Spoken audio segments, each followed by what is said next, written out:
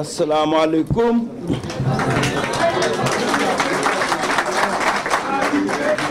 S'il vous plaît, je voudrais vous demander de ne pas applaudir parce que ça me fait perdre du temps. Pourquoi? Parce que j'ai 1 heure de direct. Et chaque fois que vous aurez à applaudir, je serai obligé de me taire. Et ce sont des secondes et des minutes que je vais perdre. Donc, je préfère l'écoute. Je voudrais d'abord présenter mes excuses au personnel de l'hôtel. Je leur avais dit 200 personnes. Et ces 200 personnes étaient triées d'abord pas à travers ceux qui soutiennent ma candidature, mais aussi dans le lot des femmes, des jeunes et parmi aussi les autres membres de la coalition Madické 2019. Malheureusement et spontanément, des personnes qui manifestent de la sympathie vis-à-vis de la coalition sont venues nombreuses. Je voudrais vous présenter à tous mes excuses pour les conditions dans lesquelles cet exercice va se dérouler.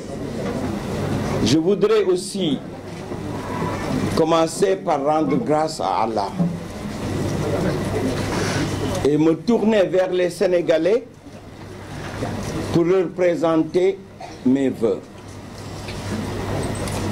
C'est un rituel auquel je ne saurais déroger.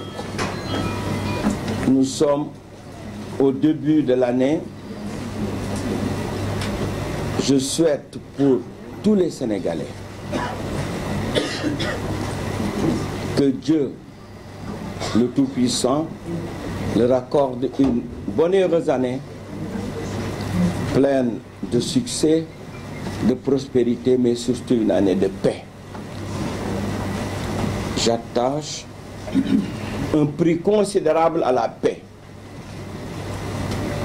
C'est le capital le plus important pour le Sénégal et il faut tout faire pour que ce capital puisse être préservé.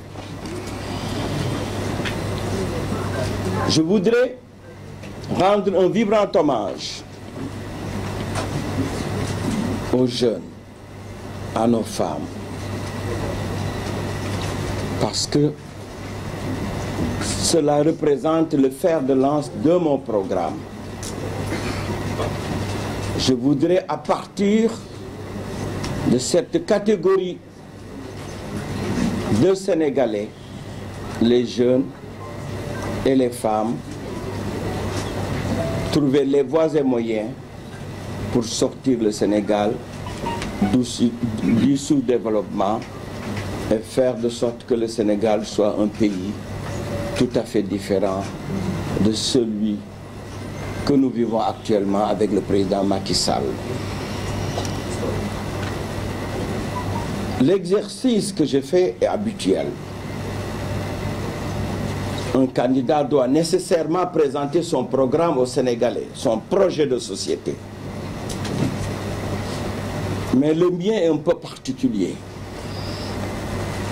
Il ne s'agit pas seulement de vous présenter mon projet de société pour le Sénégal, mais je voudrais d'abord faire une analyse profonde du discours à la nation du président Macky Sall. J'aurais pu dire du discours bilan, critiquer ce discours, relever les insuffisances, ensuite vous présenter mon projet de société. C'est une méthode qui, je suis sûr, va pouvoir prospérer. Parce que tout va reposer sur une analyse scientifique, mais une analyse pertinente que personne ne saurait remettre en cause. Le président Macky Sall a adressé des vœux aux Sénégalais en deux parties. Le bilan de son septennat et les nouvelles mesures majeures qu'il n'aura pas l'occasion de mettre en œuvre. Pour la simple raison, je suis sûr, grâce à Allah, d'être le prochain président du Sénégal. Avant d'en arriver au président Macky Sall, je voudrais m'expliquer sur les parrainages. Beaucoup d'affirmations, d'hypothèses ont été entretenues par certains. Certains ont été jusqu'à dire, est-ce que ce n'est pas Benno qui m'aurait filé quelques parrainages pour me permettre de pouvoir être dans la situation confortable qui est la mienne. Je dis à ces personnes, ils ne me connaissent pas. Je suis un homme pétri de dignité et de valeurs pour lesquelles je ne saurais jamais renier d'abord mon amour pour le Sénégal, mais aussi mon serment de loyauté vis-à-vis de ce peuple. Je considère accepter, demander à être candidat et accepter des parrainages d'une autre coalition, c'est trahir le peuple sénégalais. Et je n'ai jamais trahi dans ma vie. J'ai eu ces parrainages parce que simplement les Sénégalais ont répondu à l'invite que je leur ai adressé. Quand les gens disaient que ma candidature était tardive, je leur répondais, d'abord je suis un croyant. Mon destin sera celui qui a déjà reçu le sceau du décret divin. Si Dieu agrée ma démarche, elle va nécessairement prospérer. La deuxième condition, si les Sénégalais partagent la conviction qui est la mienne, celle de pouvoir servir le Sénégal, je suis sûr qu'ils répondront à mon attente. C'est cette attente qui a été récompensée. Les Sénégalais sont venus de partout. Mes équipes ont sillonné le Sénégal, mais aussi de valeureux Sénégalais qui voulaient servir le pays en étant candidats ont renoncé à leur candidature pour me soutenir. Quel est le candidat qui a pu réaliser autant d'alliances? Je suis seul à avoir aujourd'hui plus de 14 candidats qui ont renoncé à leur candidature pour me soutenir. Donc il est facile que je puisse drainer plus de 420 000 parrainages. Je vais aussi vous dire quelle est la réalité de ma situation au niveau du Conseil constitutionnel. Au premier jour, nous avions retenu que nous étions passés. Mais la réalité avec la notification d'aujourd'hui, il nous faut régulariser des parrains. Pourquoi? Parce que nous avons 6 377 parrainages qui sont réguliers, malheureusement qui font l'objet de doublons parce que nous étions à la 5e place. Ces parrainages vont être remplacés. Aujourd'hui, j'en suis à 51 227 parrains validés. J'ai le droit de remplacer 6 337 parrains. Ce qui veut dire qu'il me faut simplement 2400 sur les 6 337 pour que mon parrainage soit validé. Donc je suis à quelques centimètres de la validation. Et je suis sûr, par la grâce du Tout-Puissant, mon parrainage sera validé parce que j'avais déjà préparé un lot de 22 000 parrains qui pourraient suppléer certains doublons. Donc, il faudrait que cette situation puisse être connu de tous. Nous devons la vérité aux Sénégalais. Dès demain, nous déposerons notre dossier après avoir sélectionné quelques parrainages. Je voudrais vous dire que le président Macky Sall a fait un bilan. D'abord sur l'économie. Le chef de l'État évoque avec satisfaction la réussite du PSE.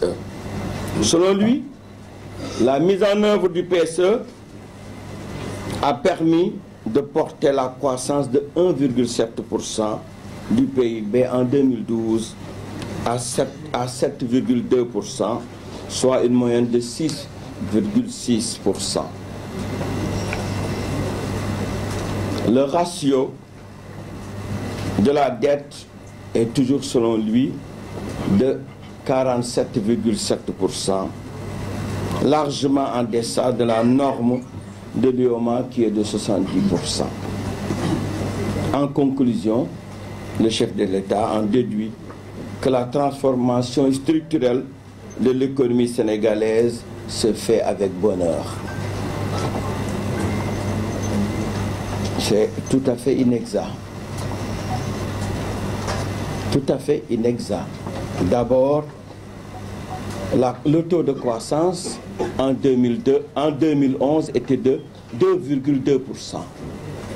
Et pour pouvoir remettre en cause ces déclarations, je voudrais le ramener au constat qui avait été fait par son premier ministre d'alors, Abdoul Mbaye.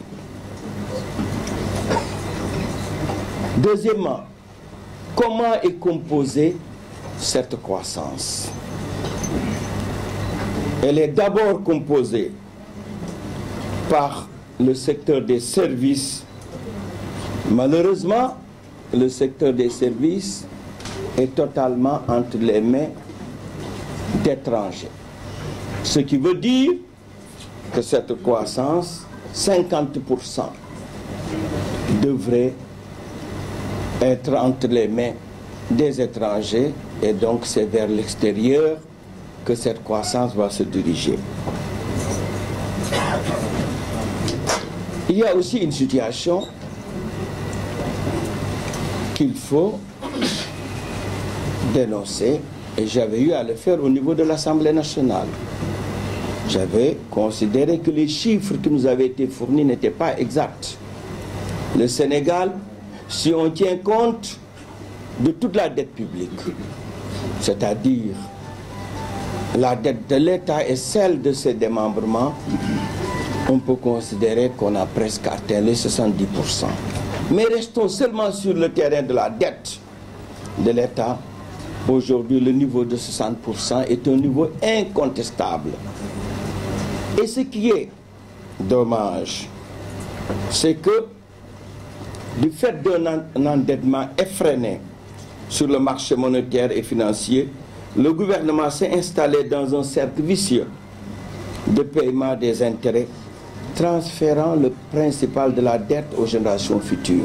C'est ce que j'avais dénoncé. C'est le fardeau de la génération future. Et aujourd'hui, c'est facile de prêter au Sénégal parce que tout simplement, tout le monde considère que dans les années à venir, les ressources qui vont sortir du pétrole et du gaz nous permettront de payer. Aujourd'hui, nous considérons que la situation économique du Sénégal est très préoccupante, plus que jamais. Au niveau des infrastructures, il faut saluer qu'ils aient eu à terminer certains chantiers que nous avions engagés. C'est une excellente chose. Mais pour les chantiers qui ont été ceux du gouvernement, pour vous montrer l'incapacité du gouvernement à réaliser des projets sur la base des ressources nationales, je voudrais vous donner une illustration. Le building administratif, le siège du gouvernement a été commencé dès le lendemain de l'arrivée du président Macky Sall, n'est pas toujours terminé. Combien d'avenants ont été signés? Tout cela pour vous dire qu'ils sont incapables de faire face à l'attente des Sénégalais. Il y a aussi le terre. Le terre, c'est une situation préoccupante et grave. D'abord, il l'appelle train express régional alors qu'il s'arrête à Diamniadio pour 30 km. Et pour 30 km, aujourd'hui, d'après ce que le président Macky Sall nous annonce, je suis toujours prêt à accepter ces chiffres. Mais il y a problème, parce que ces ministres disent le contraire et nous ont dit le contraire à l'Assemblée nationale. D'après lui, le TER revient à 688 milliards. Je vais lui concéder ce chiffre de 688 milliards pour vous dire que c'est un investissement qui ne se justifie pas et qui aujourd'hui n'est pas porteur de croissance pour le Sénégal et n'est pas porteur de création de richesse. Si le Sénégal avait utilisé cet argent pour faire 200 km de rail, 340 km de rail ou 200 km d'autoroute, c'est beaucoup de villes traversées qui auraient eu ainsi les moyens de pouvoir capter une partie des revenus générés par ces infrastructures, parce que j'ai la conviction, parce que je suis un élève de Wade, les infrastructures portent le développement, portent la croissance, mais à condition que les infrastructures soient bien choisies. À titre de comparaison, le Maroc a réalisé un TGV entre Rabat et Tanger pour un coût de 2 milliards d'euros, soit sur une distance de 200 km. Le coût d'un kilomètre de terre au Sénégal est de 18 milliards. D'un kilomètre, 18 milliards. Sur les chiffres du président Macky Sall, qui ne s'accordent pas avec ceux qui ont été dits à l'Assemblée nationale, présentés à l'Assemblée nationale à plusieurs reprises par ses ministres. Et celui d'un TGV au Maroc ne coûte que 10 milliards. C'est inacceptable. Cette situation sera clarifiée quand, Inch'Allah, je serai élu. D'abord, les Sénégalais seront fixés sur le coût réel du terre, mais aussi sur ce que ce terre rapporte au Sénégal. Sur l'énergie, le président Macky Sall a marqué sa satisfaction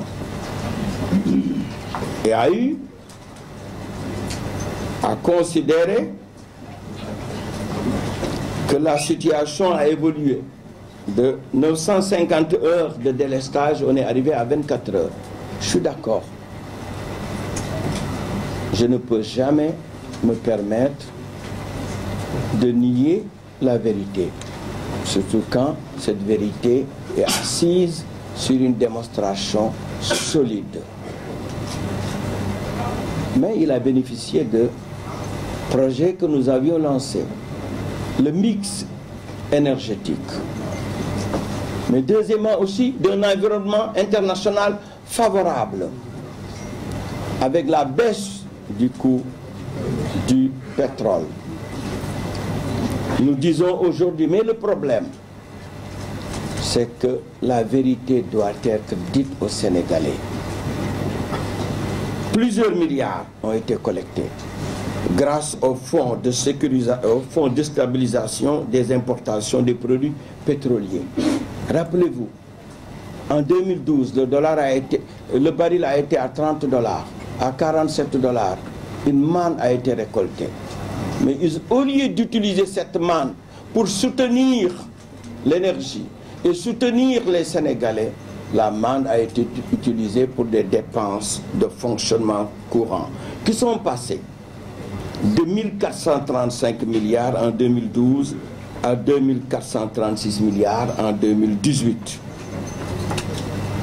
Cette situation montre que c'est un régime qui dépense énormément, qui ne vit pas de manière sobre, mais au contraire qui dépense énormément. Et le plus grave, c'est que l'énergie disponible et suffisante aurait dû permettre de développer la production. Aujourd'hui, seul 3%. Je dis une fois de plus, 3% est affecté au secteur productif. Pour vous dire qu'il y a problème. Sur l'hydraulique, le président Macky Sall annonce qu'avec la réalisation de l'usine de Keur Massar, de KMS 3, une production de 300 000 m3 d'eau sera disponible pour approvisionner les villes de Dakar, de Thiès et Mbour. D'abord, nous lui demandons de prendre en compte l'évolution de la population sénégalaise quand il voudra comparer la situation entre 2000 et 2018. Aujourd'hui, cette population est près de 4 millions. Il a prévu des forages de dessalement. Il a prévu des forages, il a prévu des unités de dessalement. Et le déficit en eau potable est de plus en plus, ce déficit important. Il aurait eu la courtoisie de dire aux Sénégalais qu'il est peiné par la situation que les ménages ont vécue, que les Sénégalais ont vécue. Combien de fois vous avez rencontré cette image de femmes portant des bassines d'eau, de femmes avec des bidons d'eau à la recherche de l'eau dans une capitale moderne comme Dakar? Il a oublié ces images que nous avons vécues pendant une longue période. Sur l'agriculture. Sur l'agriculture, il s'est focalisé sur des productions records. Il n'a pas pris en compte son engagement d'avoir modernisé l'agriculture. Pouvez-vous aujourd'hui répondre à ma question de dire, a-t-il réussi avec l'agriculture sénégalaise? Non. Même si la production a évolué, je le retiens et je l'accepte volontiers. Mais les problèmes de l'agriculture sénégalaise sont de plus en plus importants. D'abord, la qualité des intrants, leur disponibilité, mais aussi l'utilisation de moyens de production. Et là, je dénonce le manque de vision de ce gouvernement. Au lieu de se mettre à importer massivement des tracteurs, pourquoi pas encourager des chaînes de montage de tracteurs au Sénégal. Cela aurait permis de créer des emplois, de capter une partie de la richesse. Parce que l'importation ne crée aucune forme de richesse. Parce que simplement, le produit est acheté. Alors, s'il est monté ou s'il est ce produit fabriqué au Sénégal, la création de richesse est effective. Vous savez, le plus grand problème de ce régime, c'est qu'ils oublient qu'on ne peut pas développer ce Sénégal si on n'a pas les moyens, on n'a pas l'intelligence de créer, de faire que dans la création de richesse que les Sénégalais aient une part importante. Tout a été importé et l'agriculture continue de vivre une situation déplorable. Il ne dit mot sur la commercialisation de l'arachide. Et des productions records ont été annoncées alors que l'arachide n'est pas aussi disponible. Quand on nous dit pour 350 000 tonnes, on a eu à servir les huiliers. On a exporté 250 000 tonnes. Le reste, est-ce que pensez-vous plus de 500 000 tonnes pourraient être consommées par le marché local? Alors que la croissance qui est tant vantée par ce régime, elle est portée essentiellement par l'agriculture en dehors des services. C'est une situation qui nous tire vers une réalité. La réalité, c'est que la vérité n'est pas dite aux Sénégalais. Et je voudrais m'inscrire devant vous, quelle que soit la situation que le Sénégal va traverser demain, dans tous les secteurs, les Sénégalais auront droit à la vérité à tout moment. L'élevage. Avec l'élevage, on a les plus grands problèmes. Le Sénégal est obligé aujourd'hui d'importer des moutons. On n'a même pas pu satisfaire notre autosuffisance en moutons et en lait. Ce qui veut dire que l'élevage n'est pas ce secteur qui aurait pu jouer un rôle important par la création de richesses au niveau des Sénégalais, parce que simplement c'est un secteur qui aurait pu beaucoup porter les masses rurales. Mais on ne l'a pas suffisamment accompagné. Le Sénégal continue d'importer beaucoup de lait, mais aussi continue d'importer beaucoup de moutons. Et la seule réalisation du président Macky Sall, c'est le ranch de Doli, un mur de 125 km si je me trompe. Il porte le nom d'un homme remarquable que je salue, qui fut un ami, qui fut un frère, Djibo Leyti Ka. Que la paix et le salut soient avec lui. Mais, pour vous dire, aucune réalisation effective ne peut être retenue pour ce qui concerne l'élevage. Maintenant, venons-en à l'éducation et à la formation. C'est dans ce domaine où on a vécu un véritable gâchis. D'abord, il annonce 12 universités. Il nous dira où se trouvent ces universités. Je suis dans ce Sénégal, mais je n'arrive pas à les localiser. Vous m'aiderez à le faire. Deuxièmement, on continue d'avoir une situation inacceptable pour un pays qui a besoin d'emploi. Un pays qui doit nécessairement résoudre l'équation, je dis, l'équation irréversible de l'adéquation de la formation avec l'emploi. On continue d'avoir 80% de bacheliers venant des filières littéraires. À quoi ils vont servir? On continue d'être dans une situation où on n'encourage pas les filières, assez les filières scientifiques, alors que le développement ne peut être porté que par la technologie. Et la technologie ne peut venir que d'un développement des filières scientifiques. Le président Macky Sall a tué qu'il a abandonné une situation qui était acquise aux étudiants, la généralisation des bourses. C'est pourquoi, dans les mesures urgentes, je vais rétablir cette génération des bourses, mais un traitement spécial sera réservé aux filières scientifiques. Je voudrais aussi retenir que nous avons besoin de faire de sorte que la formation, qu'on puisse la vivre à tous les niveaux. Par contre, elle est aujourd'hui absente.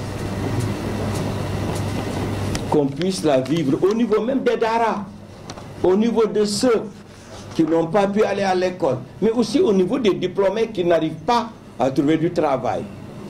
Chaque Sénégalais doit avoir un métier. Et je les encourage à choisir leur métier.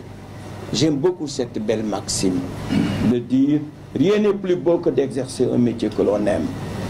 Je pousserai les Sénégalais à prendre un métier, à être formés. Nous allons les encadrer. Nous allons faire de sorte que l'exercice de ce métier puisse se faire dans des conditions heureuses. Il n'a pas parlé des bourses sociales. Il n'a pas parlé de l'année sociale. Les bourses sociales, j'ai eu à servir à plusieurs reprises ma conception de l'accompagnement des couches les plus défavorisées. Ce n'est pas en les poussant à tendre la main qu'on leur permet de préserver leur dignité. Nous allons pouvoir les aider à travers des personnes cibles appartenant à ces familles défavorisées. D'abord, quand on retrouve quelqu'un capable de faire d'excellentes études et d'excellentes et utiles études, ou bien tout simplement les encadrer vers l'apprentissage d'un métier et l'exercice d'un métier. Les bourses sociales ont appauvri les Sénégalais. Je le tire simplement de leurs affirmations. Dans Yoonu Yokkute, le président Macky Sall avait dit et retenu que 250 000 familles seraient accompagnées par la bourse sociale pour 25 000 francs. Je vous ai dit 25 000 francs ne permettent même pas de nourrir correctement un mouton pendant un mois. Si on le donne pendant 3 mois, à quoi il devrait servir? Et deuxièmement, dans le budget de l'année dernière, vous m'avez entendu en parler à l'Assemblée nationale, ils ont considéré qu'ils ont besoin maintenant d'avoir comme cible 400 000 familles. Prenons 10 personnes par famille, c'est 4 millions de Sénégalais qui sont dans l'extrême pauvreté. Voilà ce que ce régime a produit. 400 000 familles dans l'extrême pauvreté.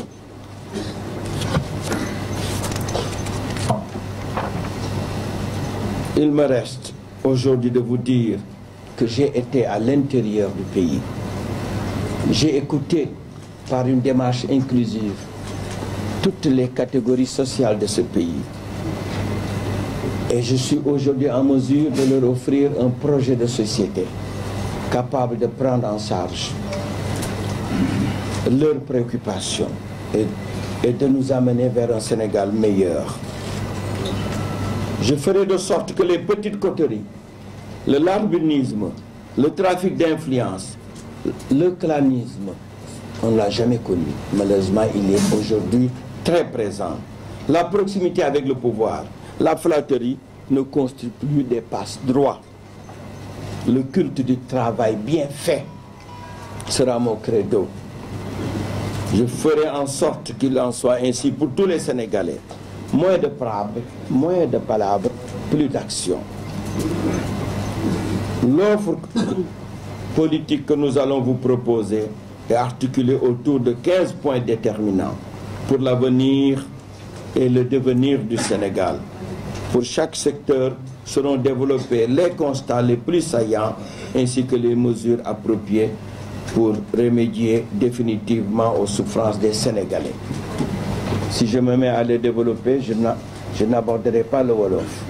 Comme le discours va être tout à l'heure le texte préliminaire distribué aux journalistes, donc je vais faire un résumé. Les libertés. Jamais les libertés et la démocratie n'ont été aussi menacées par le régime en place. C'est un état de non-droit. L'instrumentalisation de la justice est une réalité que personne ne peut nier. Je vais faire de sorte que cela puisse disparaître.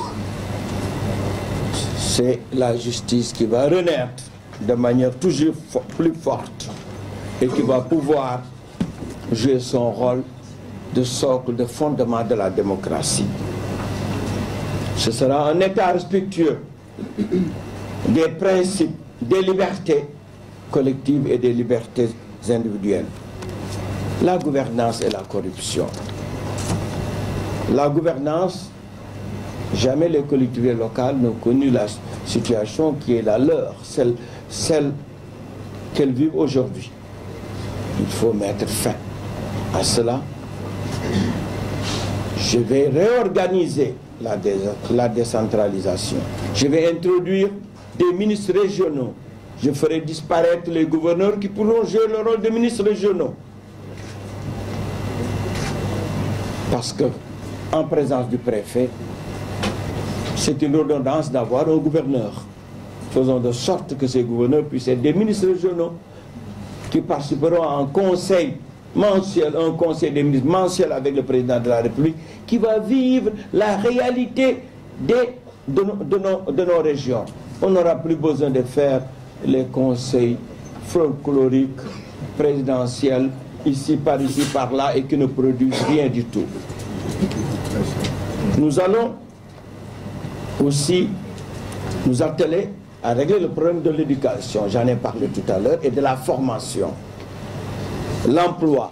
L'emploi, je ne vais pas vous annoncer, comme le président Macky Sall, des milliers d'emplois. La réalité, c'est que ces milliers d'emplois n'ont jamais été réalisés. Mais d'abord, il y aura un fonds qui sera réservé aux jeunes, aux femmes. Et dans ce fonds, l'encadrement, la formation, l'apprentissage d'un métier seront les outils nécessaires pour pouvoir permettre aux femmes. Aux femmes, nous allons vraiment dépasser l'étape du microcrédit. Le microcrédit appauvrit les femmes. Il faut les amener vers des activités créatrices de revenus beaucoup plus importantes par la création d'unités de transformation. Je disais, je vais inverser la courbe de développement qui est aujourd'hui celle que tous les gouvernants ont engagée. Ce n'est plus à partir de nos villes, à partir de nos grandes villes que les grands projets seront lancés. Je vais à partir de nos terroirs développer des zones qui permettront d'abord de fixer les jeunes de ce terroir, mais aussi qui leur permettent d'avoir aussi bien les jeunes que les femmes des activités créatrices de revenus. Pour cela, une allocation va être inscrite dans le budget. Et comme je vais supprimer ces institutions inutiles que sont le Haut Conseil des collectivités rurales, la commission de ceci, cela, j'aurai assez de fonds d'abord pour loger dans le budget national et plus tard, avec les ressources qui vont provenir du pétrole et du gaz, je pourrai doter ces fonds de manière considérable pour d'abord que chaque commune puisse recevoir au minimum, chaque commune rurale, 500 millions par an. 1,5 milliard pour les grandes communes, un programme spécial pour les grandes villes.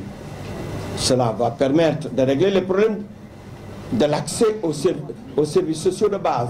Cela permettra de créer des activités qui permettront donc d'utiliser l'énergie des jeunes, l'énergie des femmes. Et tout cela nous permettrait d'avoir un Sénégal nouveau, où chaque Sénégalais aura sa place dans ce Sénégal. Je suis obligé d'aller vite pour respecter mon programme. Je pensais, en ne lisant pas, j'irai vite, mais malheureusement, mes chers compatriotes, le projet que je voudrais vous présenter, je l'ai donné avec l'accord de tous mes alliés. Le projet Jàmm ak Xéwal. Un projet pour la paix et la consolidation. La paix et l'abondance. La paix est un instrument important pour le développement du Sénégal. Le Sénégal, sans pétrole, sans gaz, sans développement des ressources minières, est arrivé à ce niveau, tout simplement par sa stabilité politique. Et la paix nous permet de garantir la stabilité politique. Notre pays, n'oublions pas que notre pays a la particularité d'être celui de Cheikh Ahmadou Bamba, celui de El Hadj Malick Sy, de Oumar Foutiyou, de Limamou Laye, de tant d'autres, de Cheikh Ibrahima Niass, de Cheikh Bou Kounta, de Alpha Mayoro Baldé, de El Hadj Amadou Dème, de El Hadj Amari Ndak Seck, de El Hadj Amadou Baro Ndiéguène, de Thierno Amadou Ba, de Thierno Souleymane Baal, de Amadou Sakho, de Khalima Diakhaté Kala, de Khali Amar Fall, sans oublier aussi de Yacine Tidiane. L'Église joue un rôle fondamental dans ce Sénégal de valeurs et de personnalités remarquables. Donc il ne reste qu'à faire l'effort de nous baisser pour saisir fermement les fruits qu'ils ont fait tomber de l'arbre du miséricordieux, ces fruits qui sont inépuisables et qui permettront à chaque Sénégalais de trouver son compte. Devons-nous alors continuer à vouloir cultiver nos différences au lieu de magnifier notre identité de destin? J'invite tous les Sénégalais à adhérer au projet Jàmm ak Xéwal pour qu'à partir du 24 février 2019, le Sénégal soit dirigé enfin par le premier gouvernement de consensus national où toutes les forces de l'opposition seront représentées. C'est un gouvernement qui prendra en compte la compétence des uns et des autres. Que Dieu bénisse le Sénégal, que Dieu vous garde, vive le Sénégal. Le texte va être distribué tout à l'heure aux journalistes. maa ngi leen di sant di leen gërëm te di wax ni lii ma bëgg def naam war naa ko def ku bëgg Sénégal daa wax sénégalais yi loo jublu ci ñoom waaye bala ma koy wax dama leen di jëkk ndokkeel ci at mu bees bi maa ngi ñaan yàlla na yàlla def jàmm ci Sénégal jàmm ci Sénégal saxal fi jàmm maa ngi leen di ñaanal yéen ñëpp ngeen am année bu naataange bu ànd ak wér bu ànd ak ay xéwal yu dul jeex. li may jëkk tontu mooy dégg naa wax ju bëri ci sama parrainage waaye nag li nu wax yépp duma ko tontu dama leen bëgg leeral rek.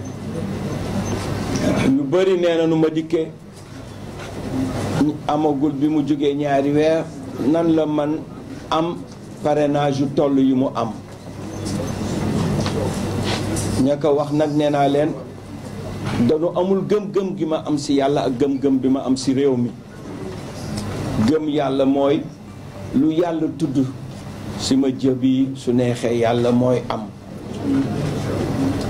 te booba yàlla xam na ni xol bu rafet la xol bu laab la xol bu bëgg liggéeyal réewam te gëmoon naa ni sénégalais yi may tàllal seen loxo ni leen kaay ngeen jàppale ma ci parrainage bi suñu gëmee ni man Sénégal rekk ma tax jug daan ma wuyu alhamdulilah bi nu gëmee ni sénégalais yi ni sénégalais ma tax jug moo tax fépp la nu jógee pour indil ma ay parrain damay recevoir bés bi nekk ba ma tàmbalee suba ba 4 heures du matin fu nekk la sénégalais yi di jóge sama délégation yu wër fépp Sénégal ba yàlla man may ma tey ma am 420 000 parrains waaye nag du man kese nit ñu baax ñii nekk sama gannaaw ñoom ñépp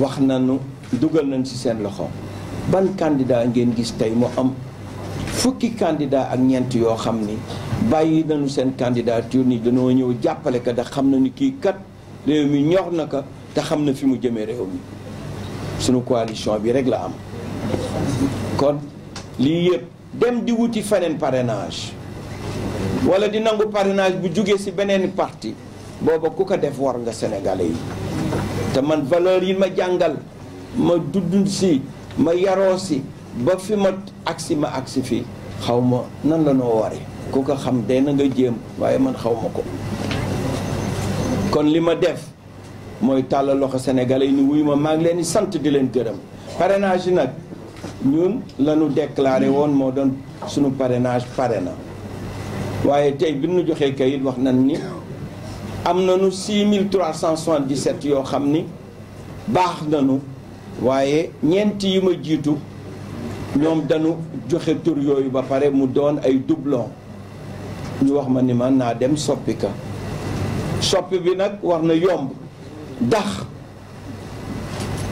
am naa 51 227 pour ma jàll lu ma soxla mooy 53 400 kon kuy war joxe 6377 war nga fa mën jëli lu mu tuuti 2500 te booba fekk na pare na 22000 parrains yoo xam ni parce que dama doon wax lu ma laaj rek ma dindi jox leen kon su neexee yàlla daanu déposer sunu parrainage ba ñëpp xam ni sunu parrainage du am benn jafe-jafe. li si des mooy li may def tey naam mooy wax sénégalais yi fu ma leen bëgg jëmee waaye nag am na lu bees nu ma ko doxalee dama bàyyi président Macky Sall wax ba pare def bilan ma tontu ko. corona maa ngi ko doon tooñ xam nga nag politique dafa ànd ak xumbal ma wax ni su waxee ba pare dama koy waxuloo fi dara tey nag waxuma loolu ndax man ku fonk président de la république la ku fonk ay institution moo tax bés bi moo defuma bés boobu damay bàyyi ba mu def ba pare parce que prérogative bu président la mu def mu wax sénégalais yi at mi su deewee lii laa def ak fi laa bëgg jëmee Sénégal. président nee na tey Sénégal am na ndam si wàllu économie ndax am na moyenne 7,2% si croissance waaye croissance bu doy waar la croissance boo xam ni dafa ànd ak xiif gi yokku croissance boo xam ne dafa ànd ak xale yi liggéeyuñu croissance boo xam ne dafa ànd ak jafe yi gën bëri sénégalais yi croissance boobu daal doy na waar waaye nag lu tax mu doy waar mooy 50% ci croissance bi service yi moo ko créé te service yi ñan ñoo ko yor mooy waa bitim réew kon loolu la ñu am Sénégal dañ koy jële yóbbu ko bitim réew te duñ ci jariñu moo tax foofu aussi li ngeen may déglu sànq ba tey dinaa leen wax joo xam ni tuuti bëgg naa ngeen ree premier ministre dafa wax ni Sénégal bi mu bëgg mooy Sénégal de tous et pour tous ma ni ko moo tax gisuñu tous mooy sénégalais yi tey la ñu gën sonn liggéey tey la gën të sénégalais yi lu tax ndax lépp dafa nekk li ci ëpp ci loxo étranger yi man nag duma koo xam ni damay xañ sénégalais yi seen cër déet duma koo xam ni damay xañ aussi Sénégal étranger yi jàppale gu ñu war jàppale Sénégal fa la bu dañu jàppale ko mënul tëju moom kese waaye nag li ma bëgg mooy Sénégal boo xam ni dafay doon un Sénégal d'abord pour les Sénégalais ensuite pour tous boobu nag il faudrait que activité créative lépp loo xam ni dafay dem alal ak koom guy génn Sénégal waa Sénégal am ci seen wàll Macky Sall dégg nekk fi moom a gouvernement du dul leb nag dina am njariñ ndax leb boobu mën na jur xéewal waaye leb bi moo leb amuloon njariñ sénégalais ndax projet yi ci ëpp ñuy jël profit ak bénéfice yi bitim réew la jëm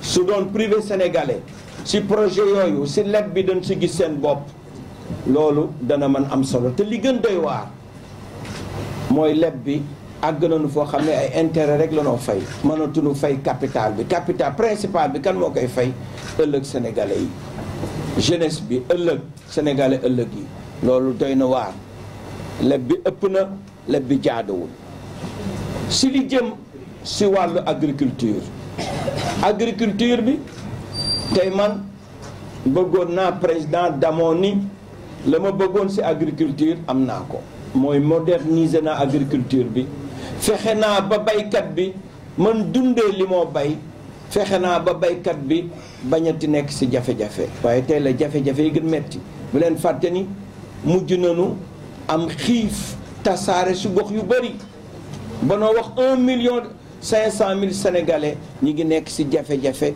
ndax amatuñu lu ñu dunde foofu mbay mi am na solo jëmale na mbay mi kanam te li gën a garaaw mooy ñoom xamuñu du dul importé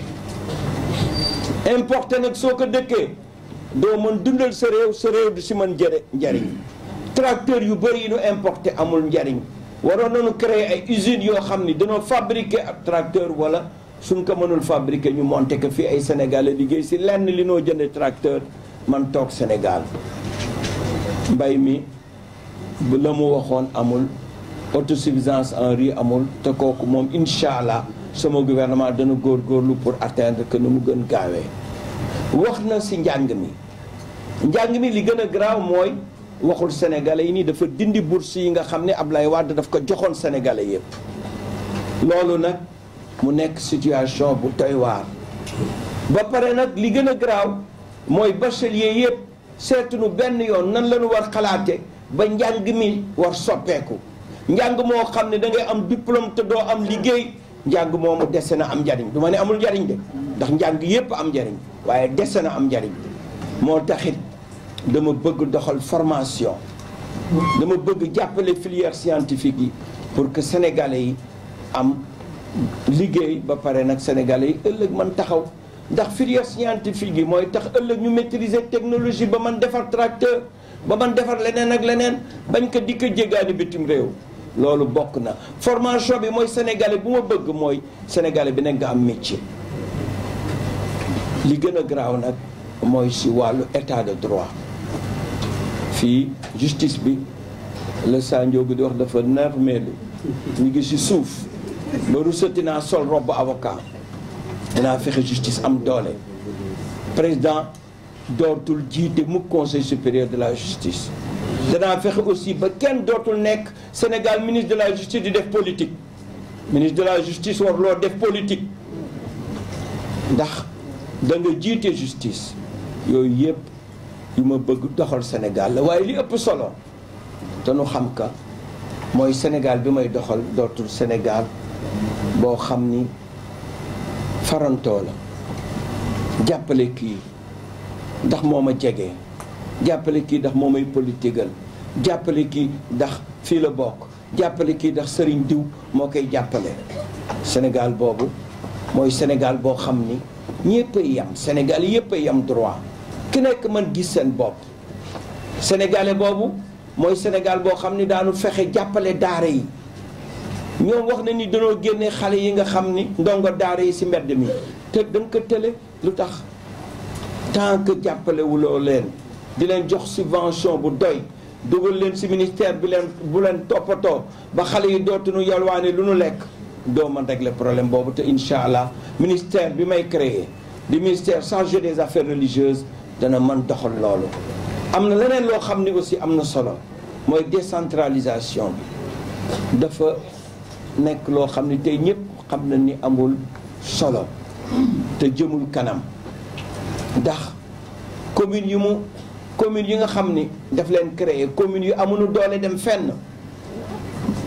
man nag nee naa leen ñoom ni ñu bëggoon développer Sénégal jot na nag léegi ñu soppali doxalin bi man dama bëgg développer Sénégal nan laa koy defee damay dem sa dëkku àll ya may leen doole su ma leen mayee doole foofu la Sénégal di man développer kenn dootul xalaat jóge si dëkk àll yi di ñëw si biir Dakar nan laa koy defee commune bu ndaw bu nekk lu mu tuuti tuuti danaa jox 500 millions 500 millions yooyu par at dana doon 500 millions ba 1 milliard 500 fan laa koy jëlee am na ay institutions yoo xam ne amuñu benn njariñ aux collectivités territoriales commission du dialogue des territoires nangam ak nangam rek waa ji day nelaw ba mu neex rek mu yeewu bind dara wut kum ko jox te du si seet njariñu Sénégal bëgg naa soppi gouverneur yi mais du ma tëb rek def ko damay def étude dama bëgg gouverneur bañati am Sénégal mu am ay préfet ndax li gouverneur di def préfet mi ngi koy def mën nañu boole liggéey boobu préfet def ko moo koy def si réew mu mel ne France Ablaye Wade daan na ma jàngal ni ma dikkee foo gis ni ruu bi am na luñ fa créé te loolu baax te mu man Sénégal mën ko jéggaani te mu doon lu baax Sénégal jéem ko doxal bul jéem créer la roue quand elle existe quelque part et qu'elle tourne bien et qu'elle peut tourner au Sénégal. Donc gouverneur yooyu mën nañ doon des ministres yoo xam ni ëllëg ñooy représenter seen région dootuloo def nag xumbal bi président Macky Sall di xumbal dajale ministères yi conseil des ministres décentralisé dig leen ay milliards yoo xam ni ñenn ñi sax ñi sant Fall dañ koy dégg di yuur te duñu gis dara loolu ëpp na da ngay jël koo xam ni day dund dana mën suivre projet yi nga xam ni projet yi nga xam ni dafa nekk ci région yi koo xam ni dana ko mën dund su ko mënee dund mu jël ko weer wu nekk mu koy suivre di ko suivre ci ministère yëpp doon un ministre régional weer wu nekk président gis leen par weer mu daje ak ñoom mu ñu defal ko situation wu Sénégal loolu kooku du réere situation Sénégal waaye def naa président Macky Sall su ma nee tëgg dënn ni day samp na ni dafa réere ni situation Sénégal xale yi liggéeyuñu jigéen ñi sonn nañu ndaw ñi sonn nañu Sénégal xiifang fi Sénégal jafe-jafeng fi loolu nag laa bëgg faj te nan laa koy faje mooy delloo Sénégalais yi seen cër danaa créer ay fonds yoo xam ni formation moo koy tax jóg danaa créer ay fonds yoo xam ni jàppale jigéen ñi compal bi leen compal xam nga microcrédit micro pour nga gis que da ngay am lupp di ko niit loolu mooy microcrédit man nag damay tibbal jigéen ñi tibbal leen jox leen jàngal leen ay projet créer leen ay projet yoo xam ni daan fi jële yu am solo soo fexee ba dooleel ndaw ñi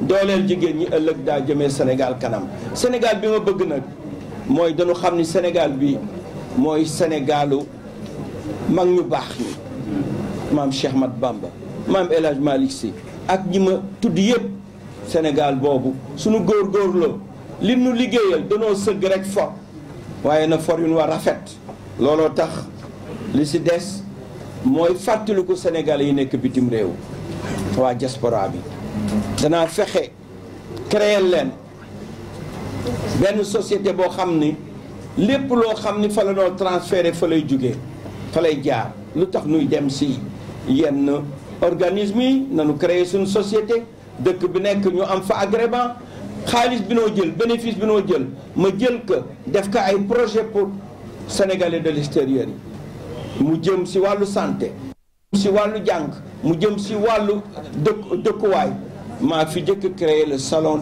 de l'habitat des sénégalais de l'extérieur yooyu yëpp mu mën jariñ sénégalais yi kon daal jàppaleen ni li ma bëgg mooy Sénégal boo xam ni Sénégal yëpp daan si gis seen bopp lépp nag bind naa ko dafa jafe rek si waxtu ma wax ko ponk yi ëpp solo waaye daanu xeex parparloo bi daanu xeex corruption daanu xeex lépp loo xam ni dafa jëm si teguwul si yoon daanu fexe ba Sénégal yëpp gis seen bopp te nag dafa am lu may wax fii di wut réew mi bëgg réew mi dégg ko du ma dig Sénégalais yi loo xam ni du ma ko def danaa fexe aussi personnes yi nga xam ni même ñi nga xam ni yàlla dafa dimbali ñu am laago ñooñu yàlla may na leen xelu liggéey danaa fexe ba fonction publique jël leen su leen jëlee ma fexe aussi ba privé yi jël leen jàngal leen ay formation su dee ki nga xam ni bëtam dafa muuru am na lu mu man def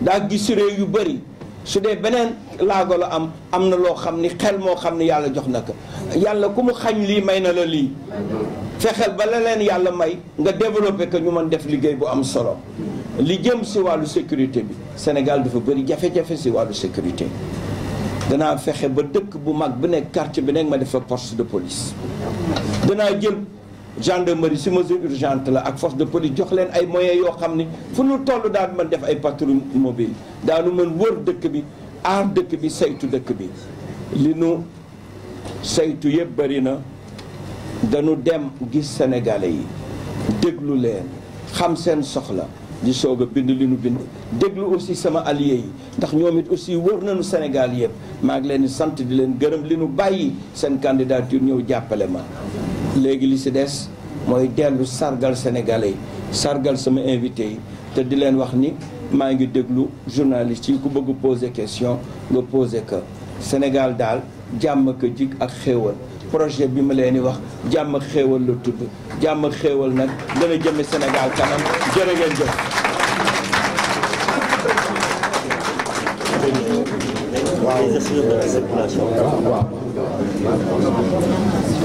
Voilà, monsieur, madame les journalistes, ñu ngi leen di ñaan kenn ku nekk wax nga posé question na nga jóg présenté wu tabax ba organe nga bokk.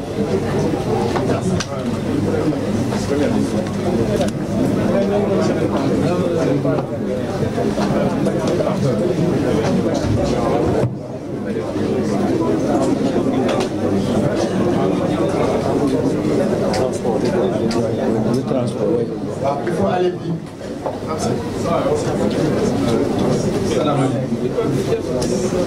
Président maa ngi lay nuyu la sant man la Birame Mboup directeur général bu IAS donc intervention panafricaine des professions de président Madické dégg nañu sa profession de foi li nga wax kenn naatable wu ni Sénégal moo la ñor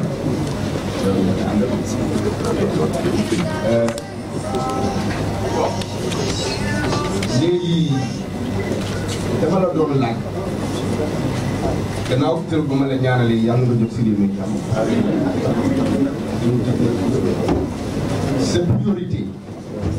sa priorité boo toogee bu la falee ba dégg la réew mi lan ngay jëkk def parce que wax nga jigéen ñi ndaw ñi ak ñi am laago mais priorité principale bi lan ngay jëkk def boo toogee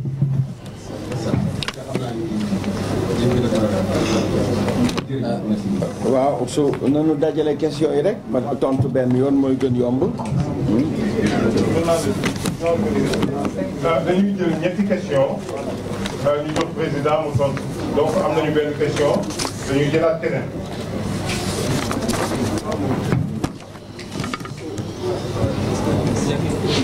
Bonsoir tout le monde. Moi, je suis ici Modibo Ndao, je suis journaliste au quotidien Les Échos. Voilà, monsieur le maire, moi, je fais partie de ceux qui pensent que vous n'avez pas beaucoup de chance d'accéder à la magistrature suprême. Je le dis honnêtement. Aujourd'hui, il y a des gens qui disent que les chances de l'opposition seraient beaucoup plus grandes s'ils se réunissaient. Pourquoi n'avez-vous pas travaillé dans ce groupe? Merci, c'est important. ngeen baal ma waaye déglu leen ñee poser question loolu mooy tax ñu leeral Sénégalais yi. asalaamaaleykum mbooloo mi président ñi ngi lay nuyu sa Cheikh Modou Mamoun Tine de la rédaction de CNews. Donc première question bi monsieur le président c'est par rapport ak organisation élection yi dégg nañu ci face à face bi nga xam ni président Macky Sall def na ko ak journaliste yi mu wax ni mosul wax que ni dafa bëgg dindi organisation élection yi ca jamonoy Abdoulaye Wade ci Ousmane Ngom mu doon loo xam ni firnde yi wane na ni loolu du woon dëgg. tey yéen opposition bi ndegam taxaw ngeen temb ngir ñu jëlee li nga xam ni mooy organisation élection yi ci loxo Aly Ngouille Ndiaye ndax dégg nañ mu wax ne moom Macky Sall lay jàppale. beneen tomb bi da nga ko tudd ci sa biir programme mooy formation professionnelle bëgg nañ nga dellu ci wax ñu concrètement naka nga ko fas yéene defee ñu ngi lay sant bu baax président. jërëjëf dañuy daal di jox président kaddu gi mu tontu ci série ñetti question yooyu ba noppi ñu duggaat ci journaliste. waaw jërëjëf ñu poser question li may jëkk def mooy góorgóorlu ba lépp loo xam ni dafay wàññi dund gi mu am na mu gën gaawe ndax sénégalais yi dund gi metti na ci ñoom foofu nag bari naa fi ay xalaat yoo xam ni incha allah man ak sama économiste yi daan ci def lu bari danaa fexe aussi ba régler problème bi nga xam ni moo concerné les contrats pétroliers et gaziers danaa ko renégocier parce que loo xam ni dafa mën indi Sénégal koppar man yokk ay xéewalam kenn du ko bàyyi gannaaw danaa régler problème mu mesure d'urgence yi xale yi nga xam ni dañ leen yóbbu ci école privée te jàngunu danaa faylu na mu gën gaawee lu ñu yoreel école privée yi ba xale yi man jàng danaa ko régler danaa régler lépp loo xam ni dafa doon problème mu bourse étudiants yi danaa fexe ba généraliser bourse bi na mu gën gaaw, mais la ma leen waxoon mooy danaa góorgóorlu ba jàppale bu baax filière scientifique yi. danaa jël ay mesures yoo xam ni dafay concerner justice bi, léegi wax naa leen ko kooku mesure urgente la bokk. D'abord président dootul jiite conseil supérieur de la magistrature, daanaa waxtaan ak acteurs judiciaires yëpp ñu mën réformer de manière considérable la justice. te wax naa leen ni ministre de la justice waratul doon koo xam ne dafay dem di organiser ay meeting di taxawal partem ba ñëpp xam ni fii la farfarloo bi moom la warul def. kenn terewu ko nag ci digganteem ak conscience am mu àndal ku ko neex, waaye nag mu bañ ko def noo xam ni dafay fës. danaa fexe aussi am na loo xam ni président Macky Sall waxu si, te loolu li gën indi jafe-jafe ci réew mi la, mooy la dette intérieure. li ñu yoreel entreprise yi te war ko fay te fayun ko dangeen ko gis ci plaquette yi. danaa fexe na mu gën gaawee ñu régler la dette intérieure pour que benn jafe-jafe bañ am. danaa woo nag tey fépp a metti ci administration bi, su dee jàngalekat yi, su dee greffier yi, su dee secteur de la santé, ñooñu ñëpp dañu bëri ay jafe-jafe yoo xam dafa am, dañ ko am ak gouvernement bi. danaa leen woo tegeeg ñoom ñu waxtaan ba juboo seet nag la noo faje seeni bëgg-bëgg, te daan ko def ci condition yoo xam ni gouvernement bi engagement, bëggatuma am gouvernement boo xam ni day signer ay engagement te kenn du ko respecté. nit sax warul signer engagement bu mu di respecté asama gouvernement. loolu dana jub incha allah Sénégal. bëgg naa jàppale daara yi ak ministère bi may créer ba jox leen subvention bu am solo, kooku mesure urgente la bokk, ba xale yi nekk ci mbedd mi xale yi bañati di yalwaan, parce que fa nu nekk daan leen jàppale ba nu mën jàng. te ministère bi dana waxtaan ak sëriñ si ak borom daara yi nan la noo fexe ba dugal ci biir daara yi jàng métier. yàgg naa leen wax ni métier xam-xam am na solo, waaye xam-xam il faut mu ànd ak métier. su ànd ak métier si ngay man am ëllëg loo mën jariñ sa réew. yooyu yëpp danaa fexe ba jëmale ko kanam. danaa aussi supprimer le conseil économique et social environnemental. Assemblée nationale doy na sëkk te 165 députés doy na sëkk. damay supprimer le haut conseil des collectivités territoriales. damay supprimer la commission nationale du dialogue des territoires. yooyu yëpp amuñu solo ci réew. li am solo nañu seet ni ñun réew mu développé lañu. te aussi du ma annoncé gum nombre de ministres, mais dinaa leen wax ni nombre de ministres bi may jël dana doon nombre boo xam ni sénégalais yi daanu xam ni lu ëllëg ñooy représenté seen région. dootuloo def nag xumbal bi président Macky Sall di xumbal, dajale ministères yi, conseil des ministres décentralisé, dig leen ay milliards yoo xam ne ñenn ñi sax ñi sant Fall dañ koy dégg di yuut te duñu gis dara. loolu ëpp na. da ngay jël koo xam ni day dund dana mën suivre projet yi nga xam ni dafa nekk ci région yi, koo xam ni dana ko mën dund. su ko mënee dund mu jël ko weer wu nekk mu koy suivre di ko suivre ci ministère yëpp, doon un ministre régional. weer wu nekk président gis leen par weer mu daje ak ñoom mu ñu defal ko situation wu Sénégal. loolu kooku du réere situation Sénégal. waaye def naa président Macky Sall su ma nee tëgg dënn ni day samp na ni dafa réere ni situation Sénégal. xale yi liggéeyuñu, jigéen ñi sonn nañu, ndaw ñi sonn nañu, Sénégal xiifang fi, Sénégal jafe-jafeng fi. loolu nag laa bëgg faj. te nan laa koy faje mooy delloo Sénégalais yi seen cër. danaa créer ay fonds yoo xam ni formation moo koy tax jóg. danaa créer ay fonds yoo xam ni jàppale jigéen ñi compal bi leen compal xam nga microcrédit micro pour nga gis que da ngay am lupp di ko niit loolu mooy microcrédit man nag damay tibbal jigéen ñi tibbal leen jox leen jàngal leen ay projet créer leen ay projet yoo xam ni daan fi jële yu am solo soo fexee ba dooleel ndaw ñi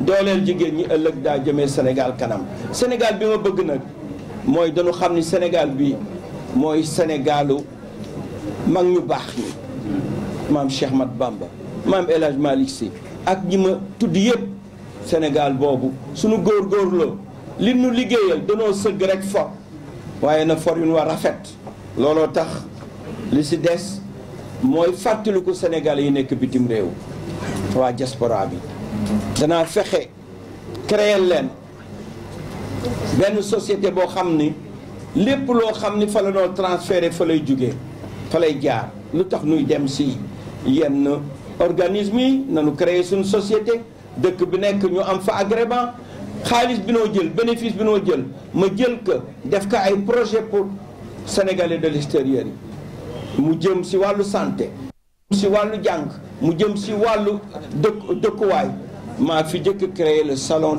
de l'habitat des sénégalais de l'extérieur yooyu yëpp mu mën jariñ sénégalais yi kon daal jàppaleen ni li ma bëgg mooy Sénégal boo xam ne Sénégal yëpp daan si gis seen bopp lépp nag bind naa ko dafa jafe rek si waxtu ma wax ko ponk yi ëpp solo waaye daanu xeex parparloo bi daanu xeex corruption daanu xeex lépp loo xam ni dafa jëm si teguwul si yoon daanu fexe ba Sénégal yëpp gis seen bopp te nag dafa am lu may wax fii di wut réew mi bëgg réew mi dégg ko du ma dig Sénégalais yi loo xam ni du ma ko def danaa fexe aussi personnes yi nga xam ni même ñi nga xam ni yàlla dafa dimbali ñu am laago ñooñu yàlla may na leen xelu liggéey danaa fexe ba fonction publique jël leen su leen jëlee ma fexe aussi ba privé yi jël leen jàngal leen ay formation su dee ki nga xam ni bëtam dafa muuru am na lu mu mën def daa gis réew yu bëri su dee beneen laago la am na loo xam ni xel moo xam ni yàlla jox na ko yàlla ku mu xañ lii may na la lii fexeel ba la leen yàlla may nga développé que ñu mën def liggéey bu am solo li jëm si wàllu sécurité bi Sénégal dafa bëri jafe-jafe si wàllu sécurité danaa fexe ba dëkk bu mag bu nekk quartier bi nekk ma def fa poste de police danaa jël gendarmerie si mesure urgente la ak force de police jox leen ay moyens yoo xam ni fu nu toll daal mën def ay patrouille mobile daanu mën wër dëkk bi aar dëkk bi saytu dëkk bi li nu saytu yëpp bëri na dañu dem gis sénégalais yi déglu leen xam seen soxla di soog a bind li nu bind déglu aussi sama alliés yi ndax ñoom it aussi wër nañu Sénégal yëpp maa ngi leen di sant di leen gërëm li nu bàyyi seen candidature ñëw jàppale ma léegi li si des mooy dellu sargal sénégalais yi sargal sama invité yi te di leen wax ni maa ngi déglu journaliste yi ku bëgg poser question nga poser que Sénégal daal jàmm ko jig ak xéewal projet bi ma leen di wax jàmm ak xéewal la tudd jàmm ak xéewal nag dana jëme Sénégal kanam jërë ngeen jëf.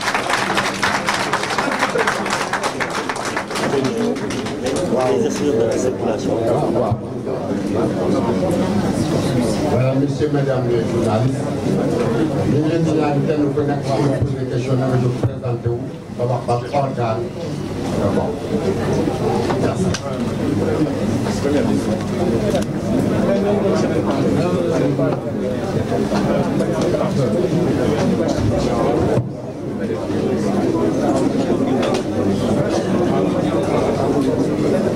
Le transport, oui. Il faut aller vite.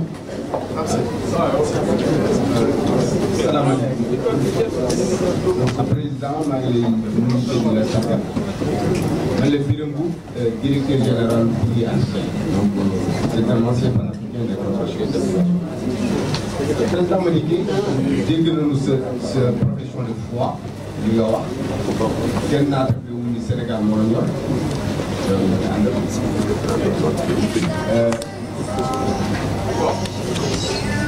léegi dama la doon laaj gannaaw tër ba ma la ñaanalee yàlla nga jot si réew mi jàmm c'est priorité boo toogee bu la falee ba dégg la réew mi lan ngay jëkk def parce que wax nga jigéen ñi ndaw ñi ak ñi am laago mais priorité principale bi lan ngay jëkk def boo toogee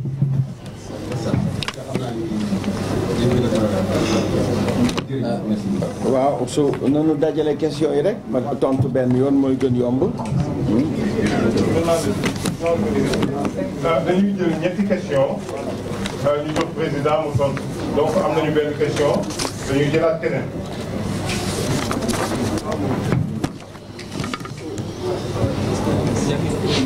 Bonsoir tout le monde. Les Échos.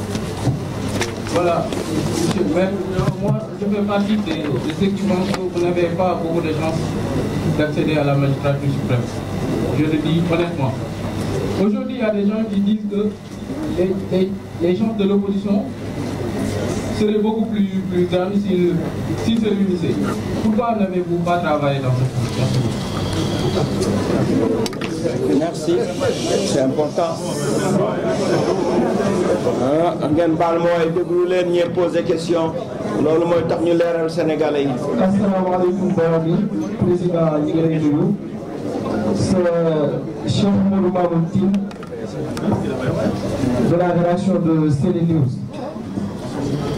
Donc première question bi monsieur le président c'est par rapport ak organisation élection yi dégg nañu ci face à face bi nga xam ni président Macky Sall def na ko ak journaliste yi mu wax ni mosul wax que ni dafa bëgg dindi organisation élection yi ca jamonoy Abdoulaye Wade ci Ousmane Ngom mu doon loo xam ni firnde yi wane na ni loolu du woon dëgg.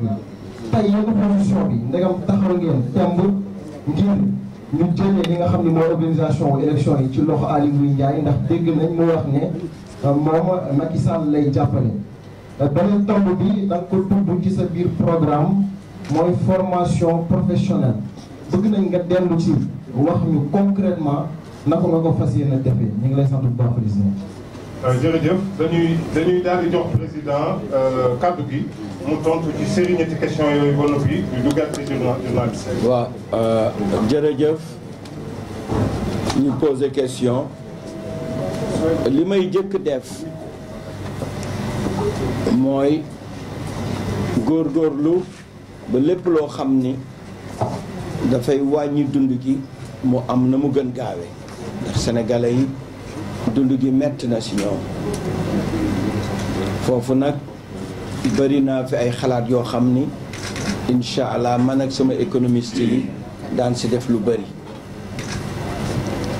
danaa fexe aussi ba régler problème bi nga xam ni moo concerné les contrats pétroliers et gaziers danaa ko renégocier parce que loo xam ni dafa mën indi Sénégal koppat man yokk ay xéewalam kenn du ko bàyyi gannaaw danaa régler problème mu mesure d'urgence yi xale yi nga xam ni dañ leen yóbbu ci école privée te jàngunu danaa faylu na mu gën gaawee lu ñu yoreel école privée yi ba xale yi man jàng danaa ko régler lépp loo xam ni dafa doon problème mu bourse étudiants yi danaa fexe ba journaliser bourse bi na mu gën gaaw mais la ma leen waxoon mooy danaa góorgóorlu ba jàppale bu baax filière scientifique yi danaa jël ay mesures yoo xam ni dafay concerner justice bi léegi wax naa leen ko kooku mesure urgente la bokk d'abord président dootul jiite conseil supérieur de la magistrature daanaa waxtaan ak acteurs judiciaires yépp ñu mën réformer de manière considérable la justice te wax naa leen ni ministre de la justice waratul doon koo xam ne dafay dem di organiser ay meeting di taxawal partem ba ñëpp xam ni fii la farfaroo bi moom la warul def kenn terewu ko nag ci digganteem ak conscience mu àndal ku ko neex waaye nag mu bañ ko def noo xam ni dafay fës danaa fexe aussi am na loo xam ni président Macky Sall waxu si te loolu li gën indi jafe-jafe si réew mi la mooy la dette intérieure li ñu yoreel entreprise yi te war ko fay te fayun ko dangeen ko gis si plaquette yi danaa fexe na mu gën gaawee ñu régler la dette intérieure pour que benn jafe-jafe bañ am. danaa woo nag tey fépp a metti ci administration bi su dee jàngalekat yi su dee greffier yi su dee secteur de la santé ñoo ñëpp dañu bëri ay jafe-jafe yoo xam dafa am dañ ko am ak gouvernement bi dinaa leen woo tegeeg ñoom ñu waxtaan bu juboo seet nan la noo faje seeni bëgg-bëgg te daan ko def ci condition yoo xam ni gouvernement bi engagement bëggatuma am gouvernement boo xam ni day signé engagement te kenn du ko respecté nit sax warul signé engagement bu mu di respecté asama gouvernement loolu dana jub incha allah Sénégal bëgg naa jàppale daara yi ak ministère bi may créer ba jox leen subvention bu am solo kooku mesure urgente la bokk ba xale yi nekk ci mbedd mi xale yi bañati di yalwaan parce que fa nu nekk daan leen jàppale ba nu mën jàng te ministère bi dana waxtaan ak sëriñ si ak borom daara yi nan la noo fexe ba dugal ci biir daara yi jàng métier yàgg naa leen wax ni métier xam-xam am na solo waaye xam-xam il faut mu ànd ak métier su ànd ak métier si ngay man am ëllëg loo mën jariñ sa réew yooyu yëpp danaa fexe ba jëmale ko kanam. danaa aussi supprimer le conseil économique et social environnemental. Assemblée nationale doy na sëkk te 165 députés doy na sëkk. damay supprimer le haut conseil des collectivités territoriales. damay supprimer la commission nationale du dialogue des territoires. yooyu yëpp amuñu solo ci réew li am solo nañu seet ni ñun réew mu développé lañu te aussi du ma annoncé gum nombre de ministres mais dinaa leen wax ni nombre de ministres bi may jël dana doon nombre boo xam ni sénégalais yi daanu xam ni lu jaadu la ministère yu jaadu lay doon waaye ni 25 ministres dem 83 ministres loolu bëgguma mu amati Sénégal. danaa jël ci budget bi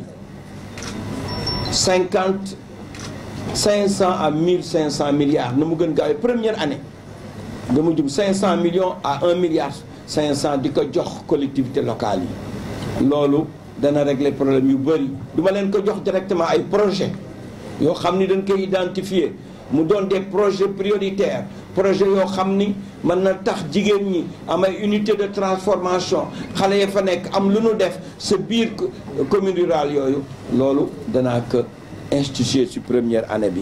kon daa ngeen gis ci sama plaquette les mesures d'urgence le 18 mesures d'urgence et 28 mesures phares 18 mesures d'urgence la ak 28 mesures phares am ngeen ko pour xam ni foofu laa bëgg jëmale Sénégal. li nga wax léegi nii tout à l'heure vous avez dit que j'ai peu de chance d'accéder à la magistrature suprême et d'être élu. Heureusement, votre argumentation ne repose pas sur une appréciation personnelle. Vous avez apprécié la situation du Sénégal. Mais nous sommes déjà dans les dispositions de répondre à ce que vous avez affirmé. Il faut un regroupement de l'opposition. Quand 14 candidats décident de renoncer à leur candidature et de venir me soutenir, nous sommes déjà une coalition. Et j'ai dit pour battre Macky Sall, il faut nécessairement 6 à 7 coalitions fortes.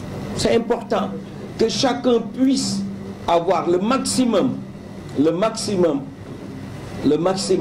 et que chacun puisse pouvoir tirer vers lui tous ceux qui ne sont pas intéressés par la chose politique, par le vote, pour pouvoir avoir le maximum et l'amener au deuxième tour ou tout simplement l'écarter du deuxième tour. Et je pense avec les coalitions, avec les candidatures qui ont été déclinées, je suis sûr que nous avons toutes les conditions qui sont réunies pour qu'il y ait une troisième alternance au Sénégal. Tout à l'heure am na ku ma posé question ci organisation bi démb wax dëgg yàlla bi ma déggee président Macky Sall ni maa bañ maa lànk duma ko def dama jaaxle quoi koo xam ni yow nekkuloo fi sa doole ak sa nekkin sénégalais yi ñoo tax nga man ko doole gi nga am di ko jëfe sénégalais yi war loo wax loolu ma suma xeex Ousmane Ngom li mu doonoon ministre loolu déedéet loolu du tontu li tey li ma gëm mooy ministère de l'intérieur waratu fi organiser élection te li ma gëm mooy ministère de l'intérieur ëllëg dootuma teg mukk ministère de l'intérieur boo xam dafa bokk ci parti même su organiser wul élection bi moo yore commandement territorial te commandement territorial dafa am doole ci élection benn ministère de l'intérieur dootul bokk ci parti dafay doon personnalité de la société civile boo xam ni xam-xamam màcc na ci mu man yor liggéey bu mel noonu tey nag Sénégal li nu dal mosu fi am mooy ñu nekk ci ñaari weer walla juróom fukki fan moonu dox suñu diggante ak élection te kenn àndul ci ni nu war demee élection loolu ëpp na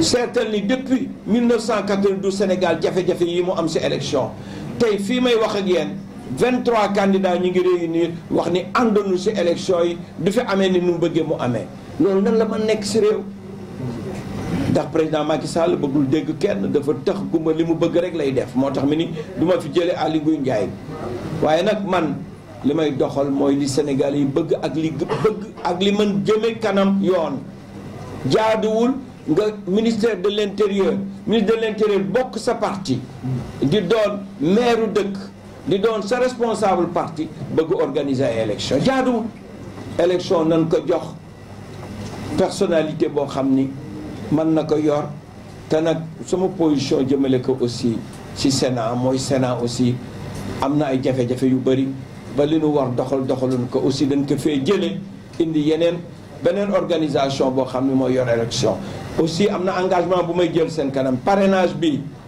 jëmalewul jëmalu lu dul gannaaw démocratie sénégalaise su ma ñëwee dinaa fi jële parrainage mooy ni parrainage amee parrainage amoon na bu njëkk ci candidat indépendant yi kenn mënul yemale parti politique ak candidat indépendant kon dinaa fi jële parrainage nin ko introduire ci constitution bi la amoon ñu fexe jëmale ko kanam parce que Sénégal si la amee première alternance si la amee deuxième alternance te mosuma gis fenn koo xam ni li la fi nga jaar ba folu da nga ni damay fatt foofu ba keneen bañ folu mooy doxalin bi moom li ko fol yëpp dafa jël bunt boobu bëgg ko fatt moo tax mu indi parrainage bëgg ministre de l'intérieur moo yor élection te moom bi moom folu ministre de l'intérieur yoruloon élection yooyu yëpp dafa indi jafe-jafe Sénégal kon maa ngi leen di déglu pour defaan yeneen tontu. waaw kon ñu def deuxième série waaye bii nag président avec votre permission bu ñu jëlaatee 3 questions ñu conclure ndaxte dépassé nañu largement temps bi nga xam ni moom la ñu amoon Souleymane.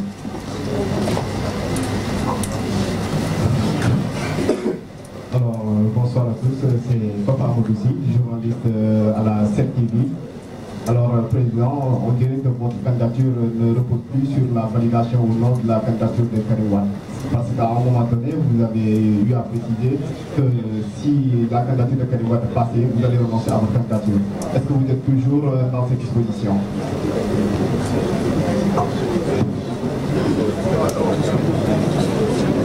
Alors, président Macky, je présente sur le Dubaï FC24. Vous êtes les déjà ci tàmbali bi wala sa candidature ba ngay commencé da nga commencé Touba ñu xam ñu seetlu tamit sa biir wax da ngay wax institution chargée des affaires religieuses ñu xool leen bu baax ne lépp si Touba la ak diggante religion est-ce que tamit xaw a beddi benn parti Sénégal tamit ñu ñëwaat si sa relation ak président Abdoulaye Wade est-ce que mën nga ñëwaat déjà baal leen ma déglu waaye baal leen ma déglu dama leen ko ñaan déglu leen ko bu baax a baax waaye ñu reprendre question bi comme des militants yi dañu xaw a yëngatu bu baax a baax ñu seetlu ne déjà ba ngay commencé sa candidature da nga ko tàmbalee si Touba tamit ñu xool seetlu ne ba ngay wax nga waxu affaires religieuses ministère chargé des affaires religieuses est-ce que xaw a beddi une partie déjà de la population sénégalaise. tamit deuxième question bi moom mooy ñu bëgg a xam sa diggante ak président Abdoulaye Wade tey lan ngeen seet gannaaw yi fi jot a jaar yëpp. Bonsoir Président. Ibrahima Diop, directeur de publication du journal Télévision. Oui. La question que j'avais, la question que je voulais poser, c'est que une fois Madické Niang élu président de la République, ça veut dire que vous n'avez pas la majorité. Or, vous avez la possibilité de dissoudre l'Assemblée au bout de 2 ans. L'autre alternative, c'est que est-ce que vous allez gouverner, est-ce que vous allez demander peut-être une loi d'habilitation à l'Assemblée nationale pour pouvoir gouverner par décret loi ou bien par ordonnance? Je vous remercie. Wow. Je voudrais d'abord dire à celui qui a vite retenu que ma candidature n'est plus alternative. Je considère qu'elle est toujours alternative. Pour que l'alternative puisse se réaliser, il faut nécessairement que ma candidature puisse réunir toutes les conditions. C'est pourquoi j'ai satisfait aux conditions qui concernent le parrainage et qui concernent tant d'autres questions posées par la Constitution. Karim a eu à franchir le premier cap. Attendons pour savoir ce que je vais faire. L'avenir appartient au Tout-Puissant et je suis un homme d'honneur. Quand une déclaration est faite, je ferai tout pour la respecter. Attendons que le Conseil constitutionnel publie la liste des candidats. ki ni dafa xamul Madické Niang su bëggee ni Madické Niang Touba Touba rek man taalibe Sëñ Touba la man ñëpp a xam ni ku gëm Sëñ Touba la ku ko doyloo la waaye nag këru diine yëpp la am wàccuwaay ñëpp di sama xarit ma boole leen sama bopp te fas yéene nag jox këru diine yëpp ak sénégalais yëpp seen cër lu jiitu may yëkkati sama candidature naam jëkke naa si sëñ Mountakha ndax nag mooy sama kilifa ba ma fa jëkkee mu ñaanal ma bu baax a baax ma wër na këru diine yëpp jëkkee si sëñ Babacar Sy Mansour dégg ngeen lépp en direct mu wër fépp nag bàyyiwuma benn këru diine te fu ma dem si Sénégal bala may def lenn lu jëm si politique damay jëkk ziyaar yi kilifa diine yi diine nag ku ko wax Sénégal beddiwuloo kenn 99,5% des Sénégalais bokk nañ si diine ñii ay jullit lañu ñii ay catholique lañu ñii ay protestant lañu ñii ay leneen su ministère chargé des affaires religieuses ñëpp la fee nekkal du beddi benn Sénégalais te nag li ma si jublu mooy ñu xam ni am nañu ay nit ñu am valeur nit ñu am solo yoo xam ni suñ ko jëlee yëkkati ko wan ko Sénégalais yi en exemple Sénégalais yi suñ leen toppee ëllëg Sénégalais yooyu daanu am Sénégalais daan doon Sénégalais yu am solo yu amal njariñ seen réew ñun bu yàlla defee ñu dem université nit ñi di daw di wuti Karl Marx looloo tax ma ni diine il faut que ma dugal ko il faut que ma jël diine yëkkati ko ba valeurs yi nekk si diine sénégalais gu yàqu gi nga xam ni foo toll nit ñaa ngi wax lu ñaaw yomb sénégalais yi suñu delluwaati tuuti si diine rek ak ba diine bu mën doon bu catholique wala bu l'islam boo si dem rek wax lu ñaaw dana la jafe ñun université ba nit ñi di daw di wuti ay Karl Marx ay Engels ak keneen ak keneen ñun dañu yëkkati daayira murit tey moo jur Hizbut Tarqiyyah te gis nañu ñooñu tey ni ñu amee solo si réew mi suñu fexee nag Sénégal yi yëpp duñu forcer kenn si diine forcer wuñu kenn sa la nga gëm que ñu jàppale la si li nga gëm ñëpp gis seen bopp loolu la diine daal kenn mënu ko jël Sénégal nga négligé ko soo ko fi négligé Sénégalais yi si bopp ñoo lay wan gannaaw 99,5% xëy na 0,1 0,05% ñoom ñoo gëmul diine. waaw looloo tax wax dëgg yàlla kooku bu si am jaaxle sama diggante ak président Ablaye Wade defe naa li ma si wax bëri na. Ablaye Wade moo ma wax ni ma dikkee yow yaay rakk ji nga xam ni rakk ju góor ji ma yàlla joxul ndax ay rakk ju jigéen rek la am def ma xarit def ma rakk def ma avocat Ablaye Wade sama diggante ak moom suma giiru dund la te lii ma bëggal ndam sénégalais yi faj seen soxla dindi coono bi fi nekk teqale leen ak li leen président Macky Sall teg ëllëg aussi bëgg naa teral Ablaye Wade mérité na ndam li bëggal naa ko sénégalais yi mais bëggal na Ablaye Wade mérité na am la Nelson Mandela am Afrique du Sud Ablaye Wade li mu mën yëpp jox na ko Sénégal plus de 40 ans def na ko politique xam-xamam dooleem kattanam lépp jox na ko Sénégal kon jar na Sénégal jar na Sénégal jëmale ko kanam si teral ko si jox ko place am ba mu mën toog biir Sénégal gi li si war yëpp yu def ko. li nga wax mooy quand je serai élu je n'aurai pas de majorité parce que la majorité actuelle c'est celle du président Macky Sall ou de Benno Bokk Yaakaar mais nous ferons l'état des lieux. Nous aurons à prendre les mesures qui s'imposent. Il y a des prérogatives que nous donne la Constitution. Si nécessaire, nous userons de ces prérogatives. Mais le plus important, c'est que les Sénégalais vont comprendre que je suis un homme qui n'aura plus à se réclamer d'un parti. Il est temps que le président ne soit plus membre d'un parti, ni secrétaire général d'un parti. Je serai pour le Sénégal et tous les Sénégalais pourront se reconnaître en moi. Si cela a lieu, je n'aurai pas besoin peut-être d'utiliser certaines prérogatives.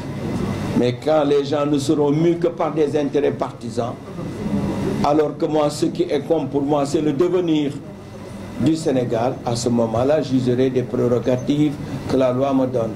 maa ngi leen di sant di leen gërëm di wax ni wàll bàyyiwuma dara tey dafa jafe su waxtu nga bëgg wax lépp danaa def ay plateau télévision yi nekk danaa fa dem toog fa ak ay journalistes ak ay taskatu xabaar ak ay analystes politiques ñu posé ma ay questions ba nu xam ni fi ma bëgg jëme Sénégal xam naa ko te am na loo xam ni lu wóor la si la sukkandiku pour wax ni man dama bëgg gouverner autrement. nan laay gouverner autrement mooy ki nekk ma jox la sa cër. nan laay gouverner autrement mooy jàmm am Sénégal. nan laay gouverner autrement mooy jaay doole jug Sénégal. nan laay gouverner autrement mooy institution bi nekk mën jouer seen rôle. am na lu ma waxul jëm si sécurité routière foofu aussi lu bëri xalaat nañ si ba bind ko si bataaxal mi ngi si programme bi daa ngeen ko gis li si des daal mooy tàllal leen loxo. yéen ñëpp ku dégg wax ji na doon sama ambassadeur xam ni Sénégal la ñu bëgg soppi nañ fi jële président Macky Sall àndandoo ñun ñëpp defar ëllëg Sénégal Sénégal bu naataange Sénégal bu jàmm ak xéewal jërë ngeen jëf.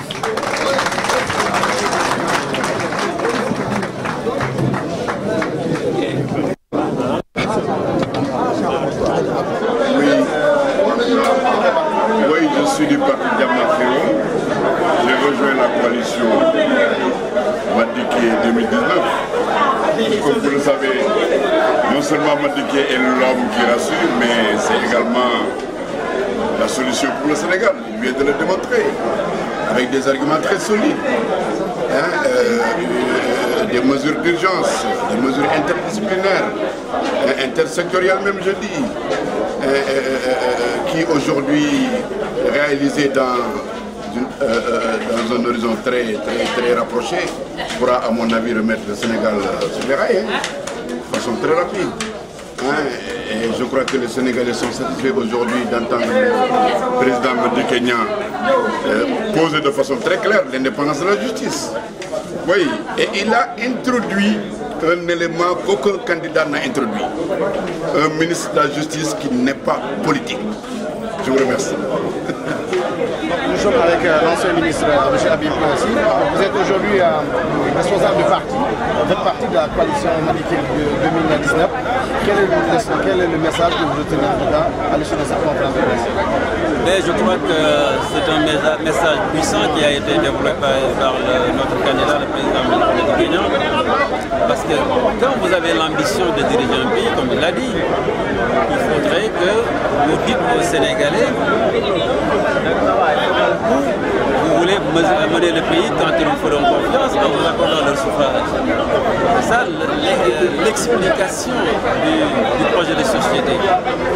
Et je crois que, sans risque de me tromper, jusqu'à présent, c'est le meilleur projet de société qui a été présenté par un candidat à l'élection présidentielle. Parce que tous les secteurs sont abordés et de façon scientifique, de façon pertinente, en prenant en considération nos valeurs culturelles et en faisant de l'inclusion une réalité au lieu d'une théorie. Et je crois que c'est ça l'intérêt. Et quand les Sénégalais entendront le message relatif à ce projet de société, j'ose espérer qu'ils lui feront confiance le 24 février pour qu'on change notre pays de façon qualitative. Pour que, comme il le dit, on ait une société de diamants et de khéwal. L'abondance, on en a besoin. Quand vous parlez d'abondance, aucun secteur n'est négligé. Mais vous parlez de paix. La paix, c'est ce qui va garantir la stabilité de notre pays. Et on a besoin de paix. Vous savez que l'environnement au niveau des pays qui nous entourent est des fois inquiétant. Et en interne aussi, le fait de la pratique des politiques de Macky Sall, on ne peut pas parler de stabilité politique ni de paix. Et c'est tout cela que nous voulons éradiquer pour qu'il y ait une société prospère au Sénégal dans laquelle chaque Sénégalais et chaque Sénégalais pourra s'y reconnaître et s'y retrouver. Merci beaucoup.